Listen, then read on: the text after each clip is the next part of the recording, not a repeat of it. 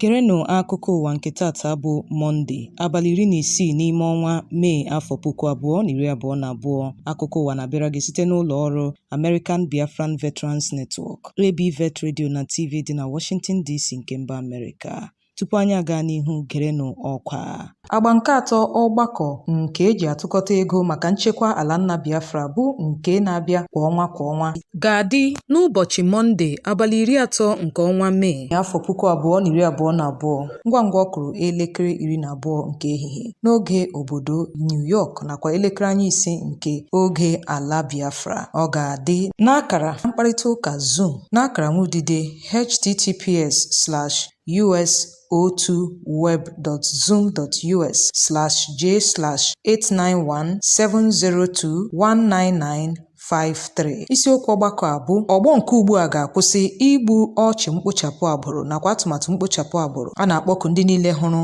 nnwere onwe n'anya dịka ndị otu Indigenous People of Biafra, ndị Yoruba Nation, Ariwa Nation, Ambazonia, tinyekwara ndị Oyi Biafra nakwa mba Afrịka ndị ọzọ nakwa ndị na-agọrọ ha ọfọma ka ha bịa kwado ọgbakọ ntụkọta ego a. Ndị ga-ele ọbịa n'ọgbakọ a gụnyere ndị otu American Biafran Veterans Network nakwa ụmụada Biafra worldwide. Maka inwetakwa ozi kpọtụrụ Chief Obidike n'akara ekwentị a 202-250-0001 maọbụkwanụ nwaada Ndidi Amaka n'akara 904-525-1282 maọbụkwanụ ndị ọzọ dịka nwaada Rosemary Williams n'akara ekwentị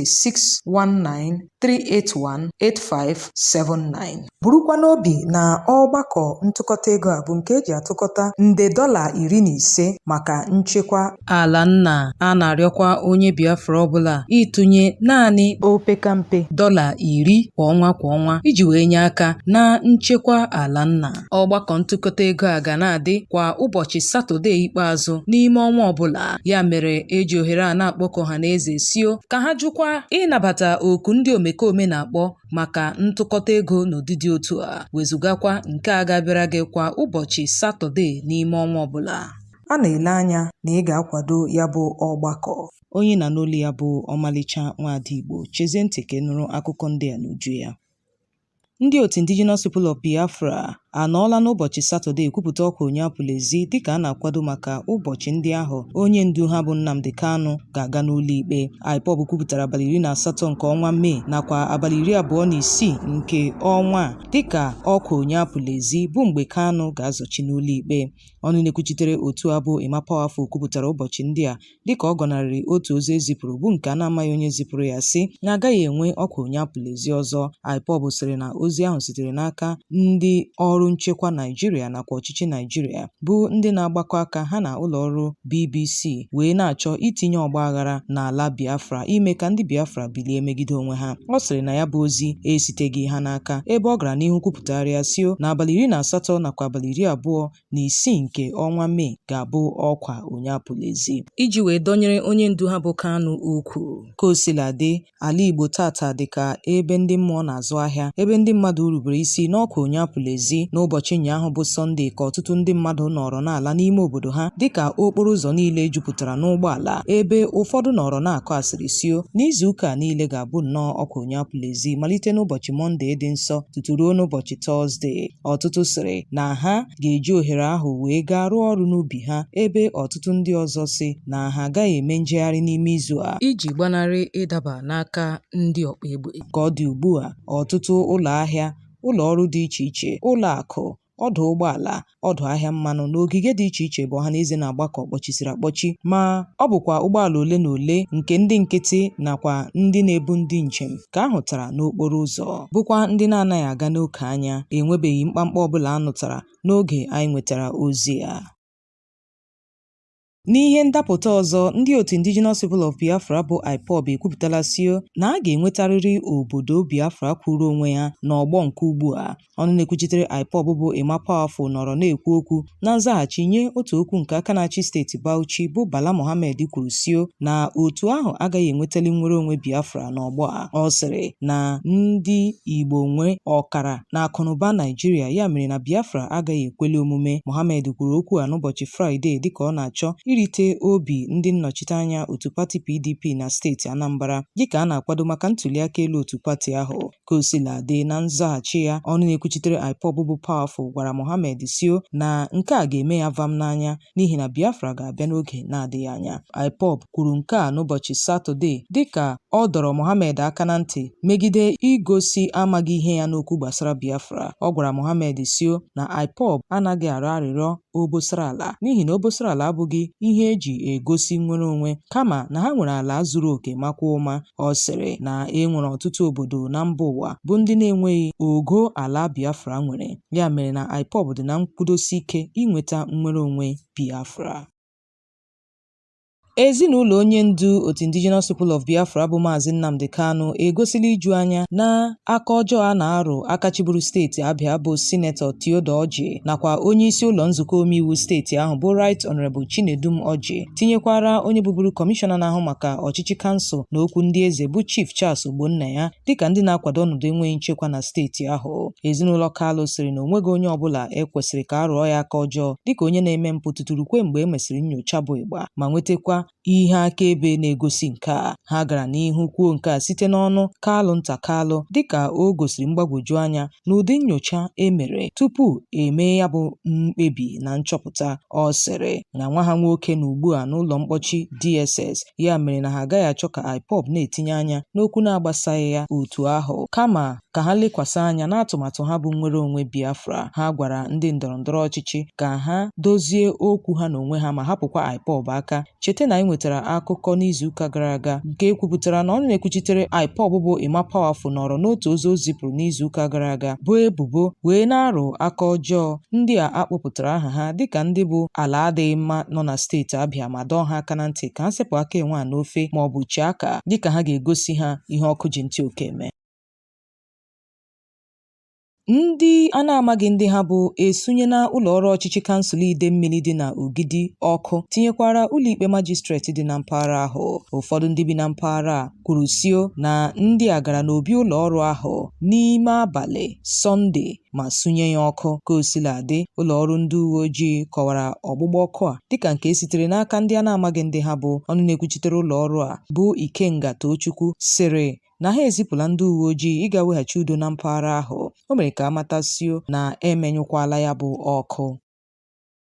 Ndị ọkpa egbe awakpola ma gbukwaa ndị uwe ojii abụọ nakwa ndị nkịtị atọ ebe ndị ọzọ nwetara mmerụ ahụ n'ọchịchị kansụl Ọgbịa na steeti Bayelsa. Ozi anyị nwetara kọwara sio na ebelebe agbụrụ isi ụtụtụ Satọde mgbe ndị ọkpa egbe awakporo otu ụgbọala ndị uwe ojii nakwa ụfọdụ ndị nkịtị n'ime ya bụ ndị gara olili onye ọrụ ha. Kosiladị, ọnụ na-ekwuchitere ndị uwe ojii n'otu ozi o zipụrụ n'ụbọchị Sọnde bụ ASP Asim Butswat sịrị n'abalị 14 nke ọnwa Mee afọ 2022 na ndị ọkpa egbe wakporo ndị uwe ojii ha n'okporo ụzọ siri Idema gawa Otuabagi n'ọchịchị kansụl Ọgbịa na steeti Bayelsa mgbe ha si olili otu onye ọrụ ha lara mmụọ bụ ASP Gilbert Samson na-alọta n'ime obodo dị na steeti Rivers. Ozi a gara n'ihu kwuo si na ndị ọkpa egbe a kpọpere mgbọ wee gbarie ndị uwe ojii a nakwa ndị nkịtị ebe mmadụ atọ n'ime ha nwetara mmerụ ahụ. Ọ gara n'ihu gụpụtasị aha ndị nwetara mmerụ ahụ dịka ọ sịrị na onye kọmishọna ndị uwe ojii bụ CP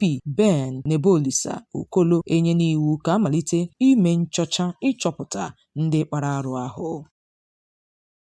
Igbo ndị nwe mmadụ, cheta nke ọma na akụkọ a na-abịara gị site n'ụlọ ọrụ American Biafran Veterans Network ABVet Radio na TV dị na Washington DC nke mba Amerịka. Igbo onye rụrụ ọrụ n'otu ndị agha, ị na-arụ ọrụ dịka onye agha na mba Amerịka nakwa na mba ndị ọzọ gbaa gburugburu. ABVet na-akpọ gị ka ị bịa sonyere otu ahụ. Naanị nyopuo ha n'akara nwudide www.abvet.org maọbụ na WhatsApp 202-250-0001. Onye na n'oli ya ka bụkwa Omalicha Nwada Igbo. Chezie ntị ka ị nụrụ akụkọ ndị fọdụrụnụ.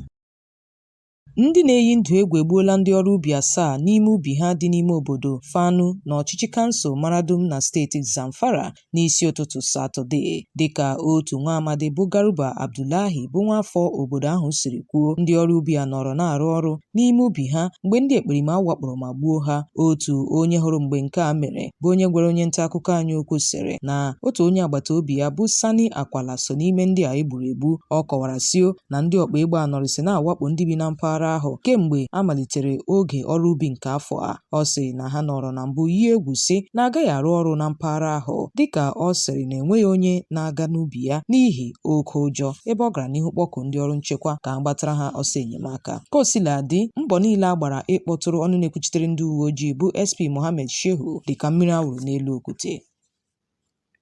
N'otu aka ahụ, ndị na-eyi ndụ egwu awakpola ime obodo Kurumisata dị na kilomita ole na ole pụọ na Millennium City dị n'ọchịchị kansụl Chikum na steeti Kaduna ma gbukwaa otu onye, tọrọ 10 mmadụ abụọ na mpaghara ahụ. Otu onye ọrụ nchekwa otu JTF bụ onye na-achọghị ka a kpọọ ya aha sịrị na mwakpo a mere n'isi ụtụtụ Satọde. Ọ sịrị na mmadụ 4 n'ime 10 mmadụ abụọ ndị ahụ atọrọ bịara site na ntala, dịka ha gụnyere ndị inyom abụọ na ndị ikom abụọ. Ọ sịrị na onye ndu obodo ahụ nakwa otu onye echiri echichi chief sokwa n'ime ndị atọrọ. Ndị hụrụ mgbe nke a mere sịrị na ndị ọkpa egbe agbara egbe aghara iji menye ndị mmadụ ụjọ ma zochikwa n'ime obodo ahụ, dịka mgbọtụrụ otu nwoke ma gbagbuo ya. Ka ọ dị ugbu a, onye na-ekwuchitere ndị uwe ojii bụ Mohammed Jalinge etinyebeghị ọnụ n'okwu a.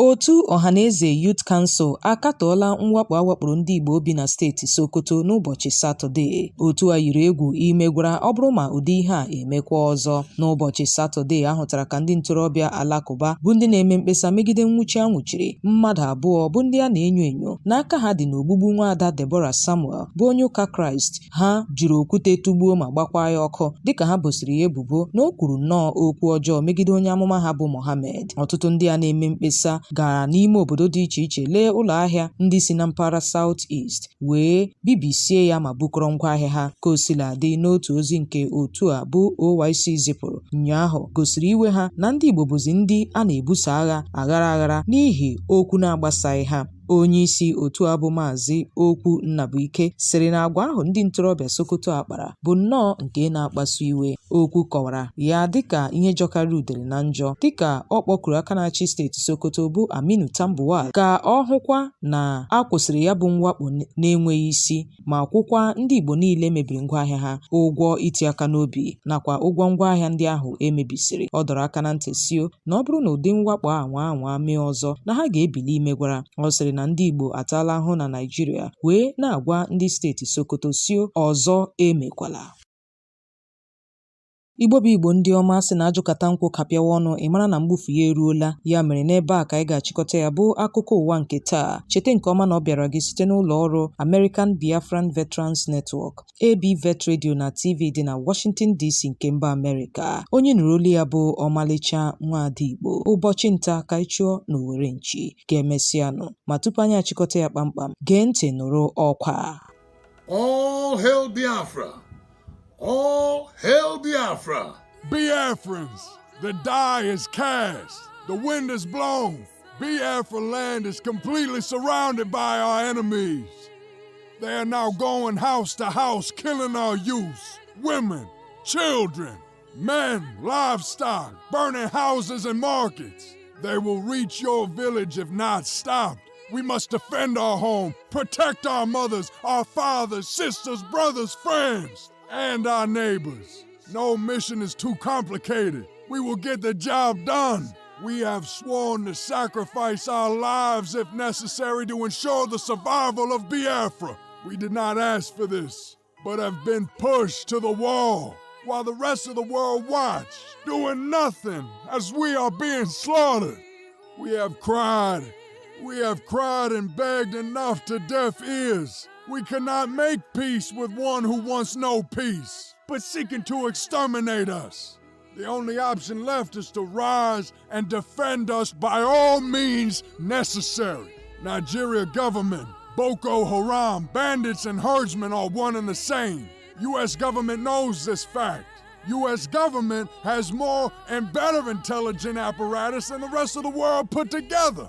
USA government, by selling military hardware, supporting genocide of other ethnicities and Christians by Muslim Fulani-led Nigeria terrorist government.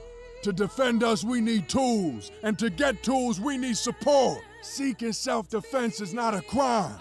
We must be ready to strike when ordered to do so. From the Defense Structure Central Commander, please support Biafra Defense Fundraise Campaign. It is our duty. We, not the next generation, must get the job done. We did not ask for this, but compelled by necessity to survive. We cannot continue sitting and watching our people crushed or remain enslaved. We have been pushed to the wall, no place else to run to. Self-defense is not a crime. If Ukraine had to defend themselves, we must defend ourselves from the foreign invaders and the imposed governors. Man, we have to do this. This generation, not the next generation. We have to fight for our survival or else be exterminated. Support the Biafra Defense monthly fundraising. We are down, but not out. For the Lord is with us. We need your support now. We need your support now to be ready. We must be proactive. We need tools to defend ourselves. We need tools to defend ourselves. All hail Biafra! All hail Biafra! ABVet, American Biafran Veterans Network, Nwada Biafra Worldwide, and Biafra News Anchors approved this message. All hail Biafra!